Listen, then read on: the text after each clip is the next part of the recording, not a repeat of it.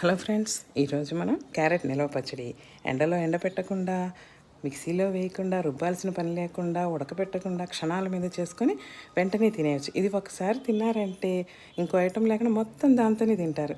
దీనికోసం మనం ఏం చేద్దామంటే ఒక అరకిలో తీసుకోండి, చక్కగా కడిగి ఆరబెట్టుకొని చెక్కు తీసి ఈ మొత్తాన్ని తురిమేసేయండి.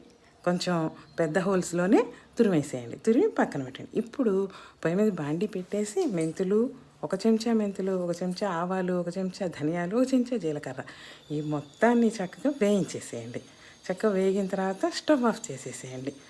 ఇప్పుడు చల్లారిన తర్వాత మిక్సీ పట్టేసి మనం తురిమి పెట్టుకున్న క్యారెట్ ఉంది కదండి, దాంట్లో వేసేద్దాం. కళ్ళుప్పు వేసుకుంటే పచ్చళ్ళకి చాలా రుచిగా ఉంటుంది.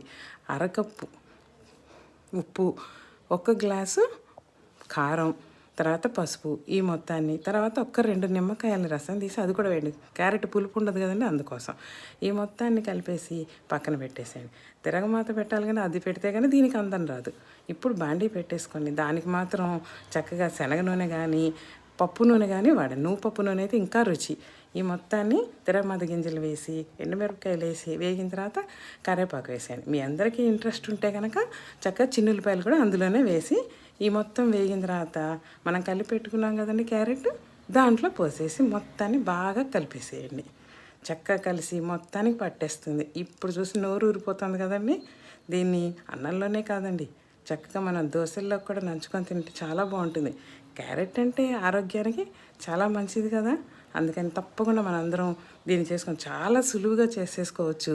అప్పటికప్పుడు తినచ్చు. దీన్ని ఎన్ని రోజులైనా నిలవ పెట్టుకొని కూడా పెట్టుకోవచ్చు, మీ ఇష్టం. చక్కగా చల్లారిన తర్వాత సీసాలో పెట్టేసుకొని చక్కగా ఫ్రిడ్జ్లో కూడా నిల్వ చేసి పెట్టుకోండి. ఎన్ని రోజులైనా వాడుకోవచ్చు. టేస్ట్ చేయండి.